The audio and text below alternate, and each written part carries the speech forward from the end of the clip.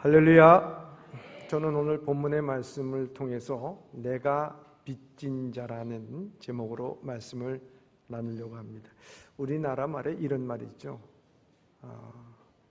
자라보고 놀란 가슴 소뚜껑 보고도 놀란다, 이런 말이 있습니다. 어떤 일이나 사람에게 이 상처를 받았어요. 그러면 비슷한 사람이나 환경에 속하게 되면 놀랄 수밖에 없다 하는 그 내용이죠. 제가 왜 이 말씀을 드리냐면, 오늘 이 본문의 말씀을 전하면서 제목이 내가 빚진 자라는 제목을 정했습니다. 이 제목을 정해놓고서 한참 망설였습니다. 왜냐하면 가뜩이나 이 성전 건축을 통하여 빚에 대하여 민감한 우리 성도들인데, 내가 빚진 자라 하면 말씀 듣기 전에 부담이 될까 봐 이 제목을 전하는 것이 걱정이 됐습니다. 그런데 묵상을 하고 기도를 하면서 우리 성도들이 이 세상에 살면서 빚을 지지 않고 살아가는 성도가 어디 있겠습니까? 그러나 이 모든 곳에서 우리가 물질에 빚진 자라기보다도 우리가 살아가는데 하나님의 은혜에 빚진 자로 살아간다는 마음이 얼마나 중요합니까? 광복 80년이지만은 오늘날까지 이 나라 이 민족 정치, 경제, 국방, 외교, 안보, 사회 모든 면에 걸쳐서 오늘 이 자리에 나온 것도 우리는 하나님의 은혜에 빚진 자이기 때문에 나온 줄 믿습니다. 빚에 관하여서는요, 세 부류가 있는 것을 제가 볼 수가 있습니다. 첫 번째 부류는요, 줄 것도 없고 받을 것도 없다고 생각하는 사람들이에요. 이런 사람들은요, 정말 계산적인 사람입니다.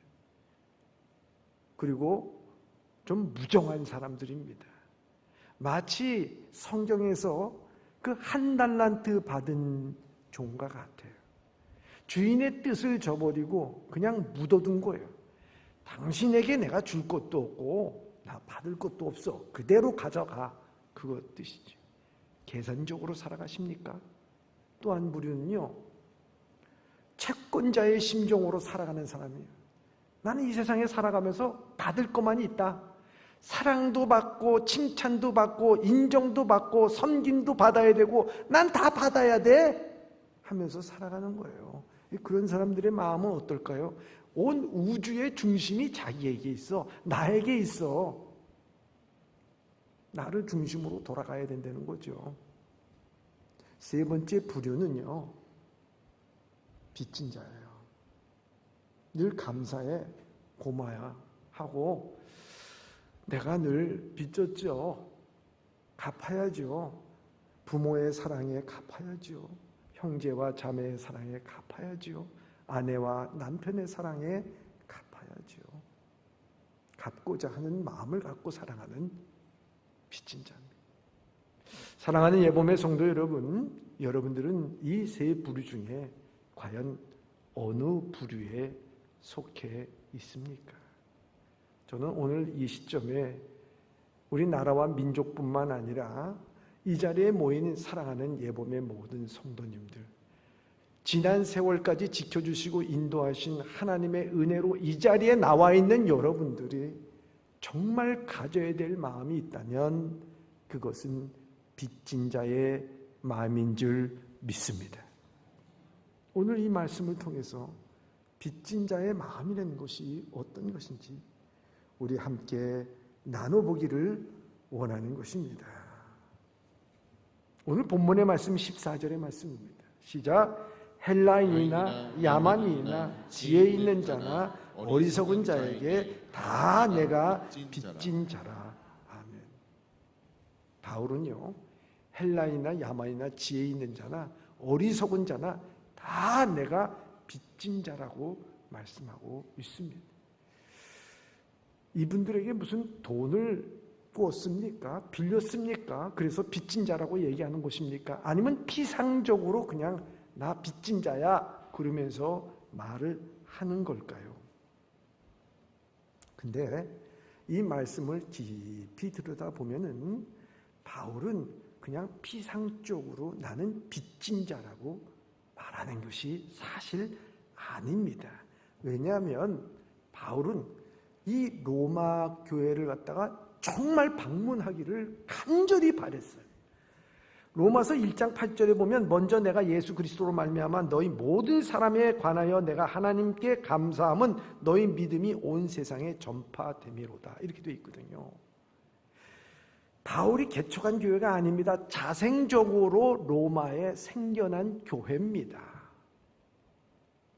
얼마나 어렵겠습니까?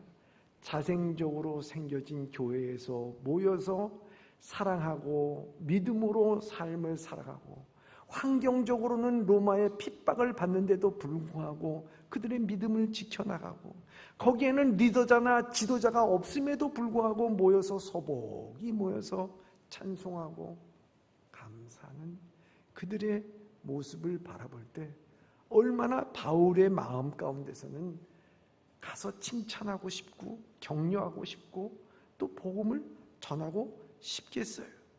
그래서 11절에 보면 내가 너희를 보기를 간절히 원하는 것은 어떤 신령한 은사를 너에게 나눠주어 너희를 견고케 하려 함이니. 영적 지도자가 없는 교회가 견고하게 쓰기 위하여서 모이는 너희들을 바라보면서 그와 같이 그저 옹기종기 모여서 예수 믿는 그들의 모습을 바라보면서 야, 내가 너희를 보기를 간절히. 그래서 이 로마서 서두에도 그렇게 말씀을 하고 있는 것입니다. 그래서 아마 인편으로 내가 너희를 보기를 원한다, 이게 전해졌을 것입니다. 그래서 로마 교인들도 이 바울을 간절히 보기를 원했을 거예요. 그래서 오늘 본문의 말씀에 바울은 13절에 이렇게 말씀하고 있습니다. 시작. 형제들아, 내가 여러 번 너희에게 가고자 한 것을 너희가 모르기를 원하지 아니하노니 이는 너희 중에 다른 이방인 중에서와 같이 열매를 맺게 하려 함이로되 지금까지 길이 막혔도다. 아멘. 진심으로 로마 교회를 가기를 원했지만 길이 막혔다는 거예요. 길이. 내가 바쁜 스케줄로 인해서 막힌 게 아니고, 사도행전 16장에 나와 있듯이 바울이 소아시아에 복음을 전하려고 했지만 밤중에 마게도니아 사람들이 그 환상 중에 나타나서 건너와 우리를 도우라 하는 말로 인해서 자기의 모든 계획을 취소하고 유럽으로 건너가서 빌립보 지방에 복음을 전했듯이 로마에 가려고 그렇게 애썼는데 막힌 거예요. 막힌 거예요.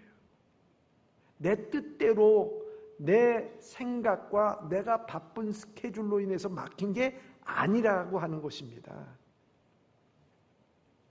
여러분, 여기서 우리가 생각해 봐야 할 것이 있어요.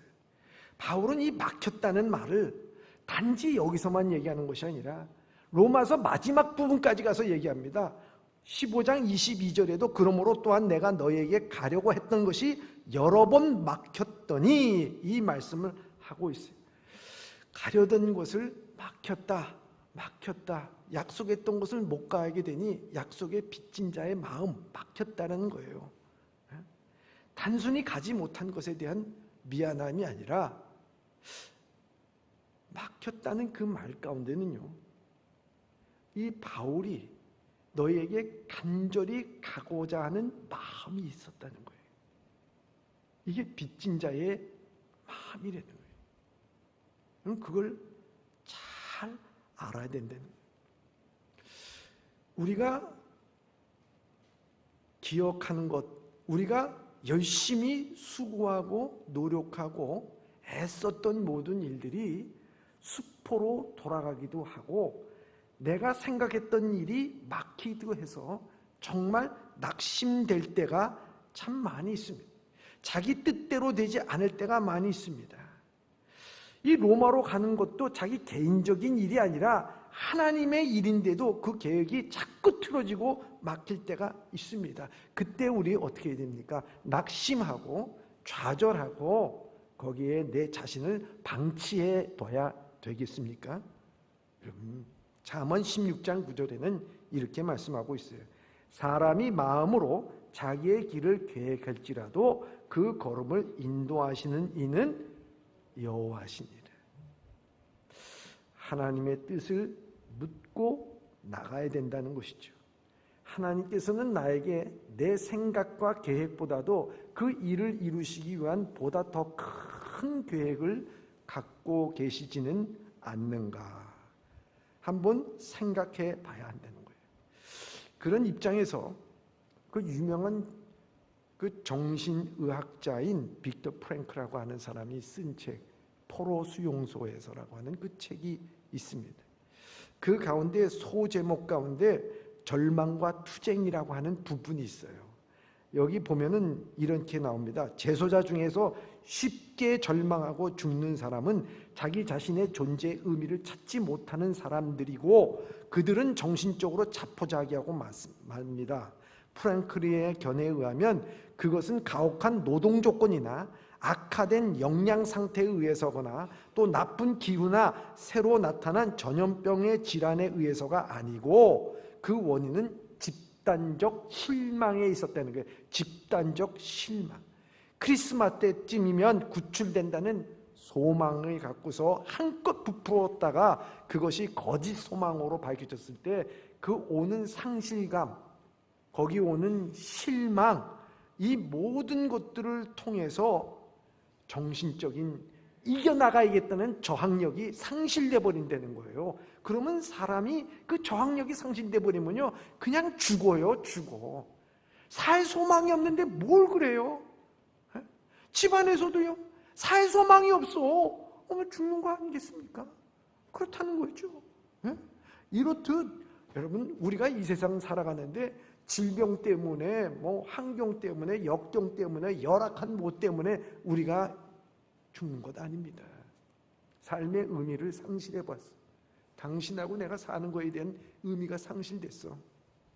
그냥 저항력이 떨어지게 되면 면역력도 떨어지고 모든 거 다 떨어져요. 근데 열악한 환경과 질병과 고통과 아픔 가운데서도 나는 살아야 될 이유가 분명하면요 막 백혈구 수치가 올라가, 면역력 수치가 막 올라가, 살아야겠다고 하는 막 눈동자가 거기에 이글거리게 되어 있어요. 그런 거 아니겠습니까? 참아낼 수가 있다는 거죠. 그러면서 빅터 프랭크는 이렇게 얘기합니다. 인생에서 우리가 무엇을 더 기대할 수 있는가가 아니라 도리어 인생이 무엇을 우리에게 기대하고 있는가, 그것이 문제라는 거죠. 저는 여기에서 인생애를 믿음으로 바꿔봤어요. 믿음으로 바꿔봤어요. 여러분 믿음으로 바꿔보니까 믿음에서 우리가 무엇을 더 기대할 수 있는가가 아니라는 거예요. 여러분 믿음이 만능인 줄 압니다. 믿습니다 하고 나가는 것 참 귀한 믿음입니다. 근데 믿으면 모든 것이 다 이루어질 것이라고 생각하면서 믿습니다 하고 나갈 때 이루어지지 않을 때 오는 허무함과 우리의 좌절과 낙심이 있다는 거죠. 여기에서 말하는 건 뭐냐? 믿음에 대해서 기대하는 것이 아니라 믿음이 우리에게 기대하는 것이 무엇인지를 알아야 된다는 거죠. 믿음은 우리에게 이렇게 말할 겁니다. 지금 내가 생각한 것이 안 됐다고 해서, 좀 이것이 실패했다고 해서 좌절하지 마세요. 나를 끝까지 믿고 나가세요. 믿음은 그렇게 말할 것입니다. 믿음은 나를 버리지 말라고 말할 것입니다. 우리가 문제를 만날 때마다 이 믿음은 우리에게 늘 얘기하는 것이 뭐겠습니까? 나를 버리지 말고 나를 끝까지 믿고 실망하지 말고 끝까지 동행하라는 거예요. 믿음이 나에게 원하는 게 뭐냐 말이죠. 믿음에 대한 우리의 기대를 얘기하는 것이 아니라 믿음이 나에게 기대하는 거, 사랑이 나에게 기도하는 거, 하나님께서 나에게 기대하는 것, 내가 하나님께 기대하는 게 아니고, 그렇잖아요. 다시 말하자면 내가 주체되지 말고 믿음이 주체가 되라는 것입니다. 믿음이 내게 기대하는 대로 나를 추스려 나가야 된다는 거예요. 바울이 로마 교회에 빚진 마음은 바로 이러한 마음이에요. 내가 못 가는 것에 대해서 좌절하고 실망하고, 그래서 하나님께서는 가지 말라고 하시나 보다, 이 얘기가 아니라 저는 믿습니다. 믿음이 저에게 기대하는 것은 내가 땅끝까지 이르러 복음을 전하는 모든 일에 나는 좌절하지 않을 것입니다. 나는 낙심하지 않을 것입니다. 로마의 성도들이요, 나는 당신들을 끝까지 보기에 여러 길을 또 찾겠습니다. 빚진 자의 마음이 바로 그렇다는 거예요, 여러분. 우리가 예수 믿고 빚진 자의 마음이 뭘까요?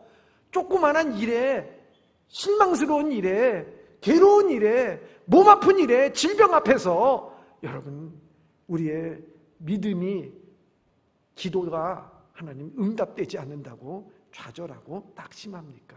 그게 아니고요. 믿음이 여러분들에게 기대하는 게 있어요. 사랑이 여러분들에게 요구하는 게 있다니까요. 그걸 보라고.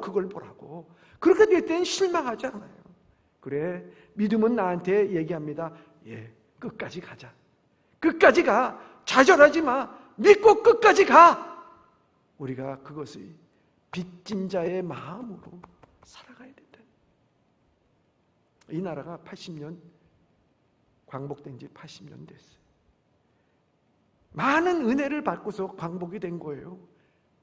그냥 어느 날 우리 힘만으로 된 게 아니잖아요. 그렇다면 오늘 와가지고 마치 내 힘으로, 내 능력으로 무엇인가 이루어진 것처럼 천만의 말씀. 그렇다면 여러분들, 주님께서 주신 은혜를 생각할 때 오늘도 그 믿음으로 나가야 돼. 그 믿음으로 나가야 돼. 믿음이 나에게 기대하는 것이 무엇인지, 내가 주체가 아니라 믿음이 주체가 돼서 빚진 자의 심정으로 살아갈 수 있는 우리 예범의 성도들이 다 되시길 주님의 이름으로 축원합니다. 바울은 무엇에 빚졌다고 말하고 있는가? 오늘 15절의 말씀입니다. 15절 시작. 그러므로 나는 할 수 있는 대로 로마에 있는 너희에게도 복음 전하기를 원하노라. 아멘. 할 수 있는 대로 복음 전하기를 원한다는 거예요. 복음에 빚졌다고 하는 말을 우리에게 해주고 있습니다. 이 복음에 빚졌다는 얘기는요, 다른 말로 얘기하자면 선교, 전도, 그것도 참 좋습니다.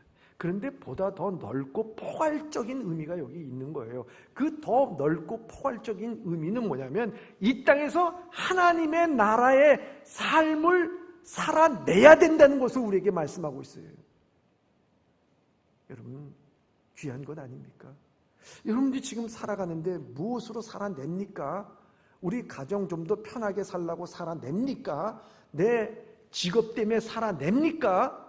뭐 때문에 살아냅니까? 여러분, 영화와 영광을 위해서 살아냅니까? 그것이 아니라는 거예요.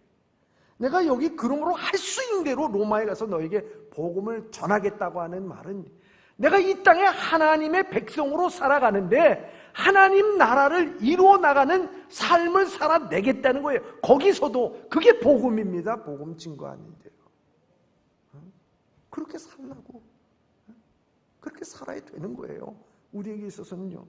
여기 빚진 자는요, 우리에게 말씀하고 있는 것인데 이게 오페일의 테스라는 말이에요.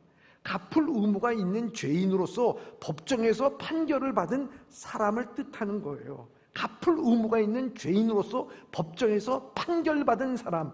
그러니 채무 상황을 소홀히 하거나 거부하면 잡혀가는 거야. 잡혀. 감옥소에 가는 거야, 여러분. 그러니 빚은 반드시 갚아야 한다는 것입니다. 그래서 다시 말하자면 빚진 자는 어떠한 일을 행해야 할 의무와 필연에 묶여있는 신분이라는 거예요. 하나님의 은혜를 입은 우리는 그런 처지로서 사람들에게 빚진 자라는 거예요.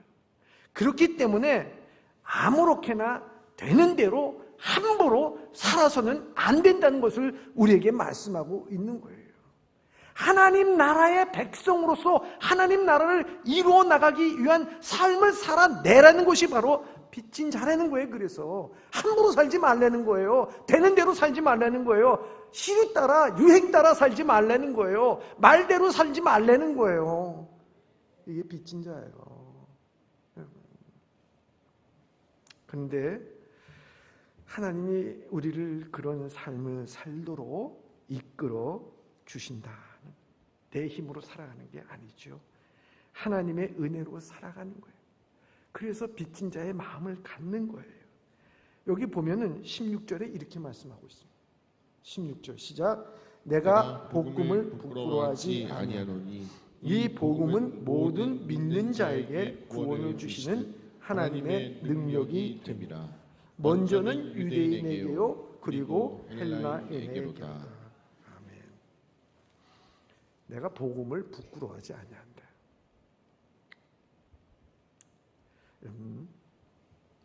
복음을 부끄러워하지 않는다는 의미가 뭘까요? 오늘 우리가 이 세상에 살아가는데 행복이 다가 아니라는 거죠. 그렇잖아요.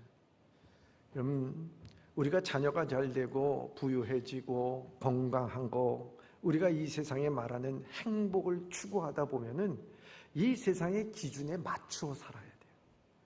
이 기준에 맞추어 여러분들의 삶을 끼워 맞춰야 된다고. 얼마나 불행해요, 그건. 얼마나 피곤해요, 여러분. 그런 삶 살다가 피곤하고 지쳐가지고 좀 영적으로 내가 회복되기 위해서 주일날 주의 전에 오기도 하잖아요. 그런데 내 삶이 그런 끼워 맞추는 삶이 아니라 정말 하나님의 거룩한 삶을 살기 위해서 성령 충만, 은혜 충만하게 살다가 오면은 주일날에 주님 앞에 오는 것이 얼마나 기쁘고 얼마나 즐겁겠는가 하는 거예요. 여러분, 그렇잖아요. 우리가 믿음 생활을 할 때 보면 세상 사람들은요, 여러분 믿음 생활하는 걸 보면서 참 미련하다고 그래요. 뭘 그렇게 돈도 안 되는 거 가가지고 교회 가가지고 믿음 생활하고 찬양하고 주일날 좀 편히 쉬고 드라마도 좀 보고 그리고 그 돈 내는 거 있으면 자녀들과 함께 나가서 맛있는 거 사 먹고 그러면 되지. 뭘 사는 거 뭘 그렇게 미련하게 사냐? 세상은 미련하게 산다고 얘기해요. 근데 그것만이 아니에요. 잘 믿다가도 또 사업도 실패하고 몸에 질병도 얻어. 야, 넌 예수 믿어가지고 얻은 것이 겨우 질병이냐? 사업 실패냐? 상처냐? 아픔이냐? 또 교회 가서 열심히 믿음 생활하다가도요, 교회 안에서 상처를 받아. 야, 결국 너가 믿는 그 하나님 거기 가서 상처만 받는 게 그게 복스럽냐? 그게 되는 말이냐? 이렇게 얘기할 수도 있습니다, 여러분. 이 세상의 행복이라고 하는 관점으로 볼 때는 미련한 것이죠. 그렇지 않겠습니까? 그러나 우리는 이게 다가 아니라는 것이죠. 오늘 우리는 이 세상의 기준에 맞춰 행복을 추구하는 삶을 위해서 이 자리에 온 것이 아니잖아요. 우리는 이것을 넘어서서 초월적인 하나님의 은혜, 영혼에 대한 의미, 우리의 삶의 궁극적인 목적, 하나님께서 나를 사랑하여 주셔서 하나님이 세상을 이처럼 사랑하사 독생자를 주셨으니 누구든지 저를 믿는 자마다 멸망치 않고 영생을 얻게 하려 하심이라. 그 사랑에 힘입은 거 아니겠습니까? 내가 죄인임을 깨닫고 예수님께서 십자가에 달려 돌아가실 때에 양쪽에 두 명의 강도가 있었어요. 똑같이 십자가에 매달렸다고. 그런데 한편 강도는 구원을 받고 한편 강도는 영원한 심판을 받았어요. 여러분, 두 사람의 차이가 어디 있을까요? 두 사람의 차이가 어디 있을까요? 한 사람은 예수님을 비난했고 한 사람은 예수님을 받아들였기 때문에요. 여러 가지 이야기가 있을 거예요. 근데 딱 정리를 해보면 이렇게 됩니다. 하나님의 사랑은 양쪽 강도에게 한편 강도에만 임했을까요? 아니면 양편 강도에게 다 임했을까요? 그렇죠. 다 임했어요. 오른편 강도나 왼편 강도나 다 하나님의 사랑은 임한 거예요. 그런데 여러분, 차이는 뭡니까? 그 사랑을 받았느냐 받지 않았느냐의 차이라는 것이죠. 여러분, 여기 앉아있는 여러분들이나 저 밖에서 오늘도 세상을 즐기고 연락을 즐기고 있는 사람들의 차이가 뭘까요? 다 같이 하나님의 사랑을 받았어요. 그들도 똑같은 태양의 햇빛을 받고, 그들도 맑은 공기를 쐬우면서 그들도 오늘도 생명호흡을 받았어요. 그런데 그 사람들과 여러분들의 차이는 뭘까요? 여러분들은 하나님의 사랑을 받은 거예요. 여러분들은 하나님의 사랑을 받았습니다. 여러분들은 하나님의 사랑을 받았습니다. 여러분들은 하나님의 사랑을 받았습니다. 몇 번을 얘기해야지 알아들어. 응? 여러분, 하나님의 사랑을 받았어. 그게 빚진 자야, 여러분. 강도가 되느냐, 영원한 심판을 받느냐, 그 차이는 다른 것 아니에요, 여러분. 응? 이와 같이 사랑을 받아요. 사랑의 빚진 자가 됐어요. 그렇기 때문에 이 땅에서 어떤 수모와 어떤 아픔과 미련하다고 얘기하게 되고, 그렇게 돼도 부끄럽진 않아. 내가 부끄러운 게 없어. 왜? 하나님의 사랑은 이 세상에 어떤 것과도 바꿀 수가 없기 때문에 나는 복음을 부끄러워하지 않으니, 이 복음은 여기에 죄인이나 가늠한 자나 산인한 자나 배운 자나 배우지 못한 자나 어떠한 자라도 구원을 주시는 하나님의 능력이 됨이니라. 여러분, 그 얼마나 기뻐, 얼마나 감사해. 그것이 나에게 있으니 얼마나 감사해. 이 말씀의 연속상에서요, 로마서 13장 8절과 10절에 뭐라고 얘기하냐면, 바울은 그래서 이렇게 얘기합니다. 피차 사랑의 빛 외에는 아무에게든지 아무 빛도 짓지 말라. 남을 사랑하는 자는 율법을 다 이루었느니라. 할렐루야. 여러분, 피차 사랑의 빛 외에는 짓지 말라는 거예요. 여러분, 미국의 예전에도 그렇지만 지금도 마찬가지로요, 총기 사건이 참 제일 많이 납니다. 그런데요, 이 총으로서 사람을 쏴 죽이는 사람이, 그 쏴 죽이는 사람, 제가 쏴 죽인다 그러니까 좀 거칠은 표현인데, 총을 이렇게 쏴서 사람 죽이는 사람이, 제일 많이 죽이는 사람이 누군 줄 아십니까? 깽단이 아니에요. 제일 사람 많이 죽이는 사람이요, 총으로 죽이는 사람은 경찰이에요. 경찰이 그 범인을 잡다가 보면은 그 범인이 그 총을 쏘게 됩니다. 총을 먼저 쏘서 죽이는 이유는 뭐냐면 자기 보호예요. 내가 총 맞아 죽을까 봐. 그래서 그것을 법정에 가서요, 재판을 하면요, 거의 다 경찰들이 이깁니다. 경찰들이 이기는 이유는 다른 것이 아니라, 만일에 이것에 대해서 제한을 두게 되면은 앞으로 범인을 잡을 때 총기를 못 소지하게 되고, 그것을 사용하는 것에 대해서 제한이 되면요, 사회 질서가 무너질까 싶어서 이 총을 쏘게끔 만드는 것입니다. 근데 깊이 생각해 보면 이거 다 뭐겠습니까? 믿지 못하는 거예요.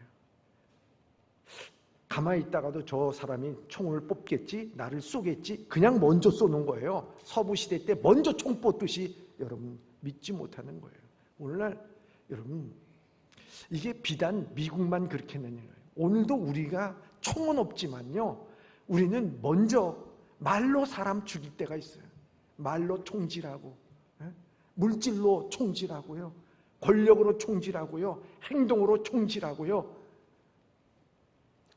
참 악순환이 계속되는 것, 바로 그게 지옥 아니겠습니까?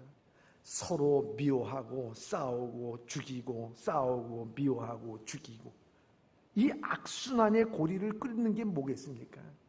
그게 바로 사랑이라는 거죠. 빚진 자의 마음이 아니면은 그 고리를 끊을 수가 없는 거예요. 얼마나 귀한 것입니까? 오늘도 우리는 정의라고 하는 명목하에, 사회 질서를 지킨다는 명목하에 총으로서 질서를 지키고 지배하려고 하는 거, 그런 것이 중요한 게 아니고요. 그건 악순환이야. 오늘도 우리의 가정에서도 마찬가지. 서로 싸우고 서로 미워하고 질투하고 이 모든 것들이 계속해서 악순환이 되는 거, 그 고리를 끊는 것은 사랑의 빚진 자로 살아갈 때만이 가능한 것이다. 사랑이 있을 때 완성되는 것이라고 우리에게 말씀하고 있습니다. 그것을 바울은 오늘 본문의 말씀 17절에 이렇게 말씀하고 있어요. 시작. 복음에는 하나님의 의가 나타나서 믿음으로 믿음에 이르게 하나니 기록된 바 오직 의인은 믿음으로 말미암아 살리라 함과 같으니라. 아멘. 여러분, 복음에는 의가 나타났어.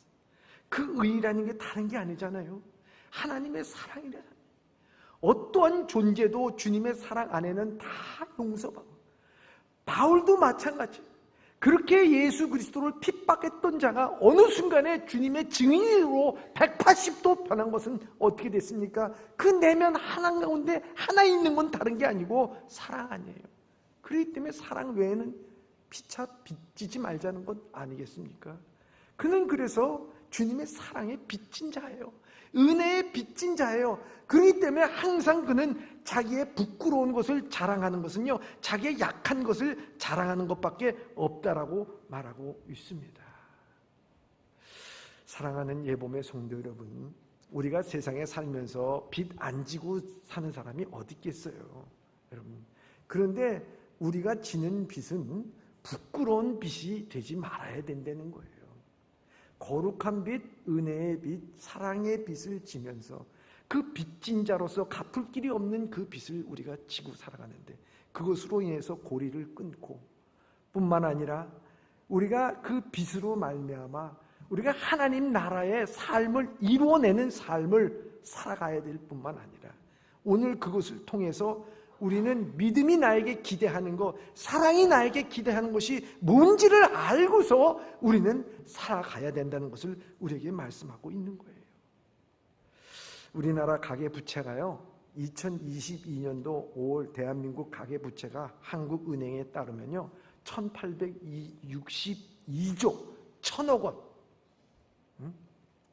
그렇죠? 너무 많으니까 우리는 놀라지도 않아요.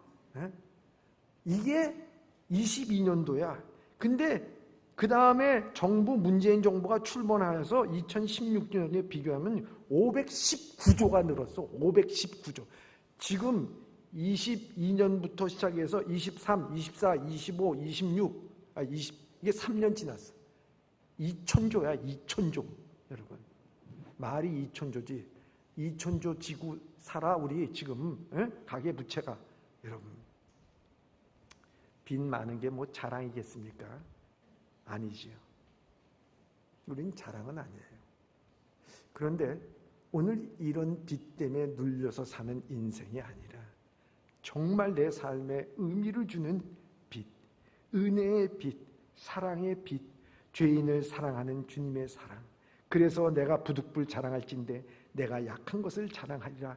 자신의 간증을 통해서 예수 그리스도를 증거하는, 복음을 증거하는 자라 하는 것입니다. 그래서 그는 어떤 고난, 어떤 역경에서도 그 모든 일들을 감당하고 나갈 수 있고 겸손하게 나갈 수 있는 삶의 동력을 얻는 거예요. 동력을 얻는 거예요. 그래서 오늘 우리에게 있어서 살아갈 동력, 의미, 나는 빚진 자입니다. 이거 반드시 나는 함부로 살아갈 수가 없습니다. 거룩하게 살아가야 됩니다. 나는 믿음이 나에게 기대하는 것, 사랑이 나에게 기대하는 대로 살아가야 됩니다. 그것이 바로 빚진 자의 삶이라는 것을 우리에게 말씀하고 있습니다. 사랑하는 예봄의 성도 여러분, 우리 교회도요, 성전 건축을 하면서 빚을 졌습니다. 저는 이 빚을 우리가 깊이 생각해 볼 때 이건 은혜의 빚이야. 사랑의 빚이야. 하나님께서 우리에게 이와 같이 아름다운 예배당을 통해서 말씀을 듣게 하시고 또 하나님께서 귀하게 사역을 하라고 주신 하나님의 사랑의 빚입니다. 우리가 노름하다가 빚진 것도 아니고요, 탐욕스럽게 빚진 것도 아닙니다. 부끄러운 빚이 아니라는 거예요. 그렇기 때문에 오늘도 우리의 마음 가운데 이 부끄러운 빛이 아니라 주의 복음의 말씀을 통해서 모든 구원을 주시는 하나님의 능력의 삶을 살아가야 될 줄 믿습니다. 여러분, 이 민족이 일제치하에서 해방된 지 올해로 80주년, 광복 77, 독립 77주년, 건국 77주년을 맞이합니다. 우리의 힘으로 해방된 게 아닙니다. 2차 세계대전 말에 나가사키와 히로시마에 원자폭탄 2방 떨어지는 바람에 그동안 조국의 독립을 위해서 땀 흘리고 피 흘리고 목숨을 바쳤던 순국 선열들의 핏값으로 인해서 하나님께서 이 땅에 해방을 허락하여 준 줄 믿습니다. 그렇다면요, 지금 이 대한민국의 우리 모두는요, 하나님의 은혜의 빚진 자로 살아가야 되는 거예요. 언제나 나는 먹고 사는 문제에 대해서 벌벌 끓이면서 땅을 바라보면서 살아가는 것이 아니라 고개를 들어 하나님을 바라보며 하나님 나에게 주신 은혜 감사합니다. 믿음의 기대, 사랑의 나에게 기대하는 것대로 나는 살아가길 원합니다 하면서 우리는 당당하게 부끄러움이 없이 우리 빚진 자로서, 은혜의 빚진 자로서 살아갈 수 있는 우리 사랑하는 예범의 성도들이 다 되시길 주님의 이름으로 축원합니다. 사랑의 하나님, 우리 모두는 하나님의 사랑의 빚진 자임을 깨닫게 하시니 감사를 드립니다. 받는 것만 생각하며 살았던 어리석음을 용서하여 주시옵소서. 하나님 나라 확장을 위하여 복음을 전하며 그 은혜의 삶을 살아내는 우리 모두가 되게 하여 주시옵소서. 많이 빚 있어도 갚을 수 없는 은혜의 빚을 졌으니 감사하면서 평생 복음의 빚진 자로 살아가게 하여 주시옵소서. 예수님의 이름으로 기도드립니다. 아멘.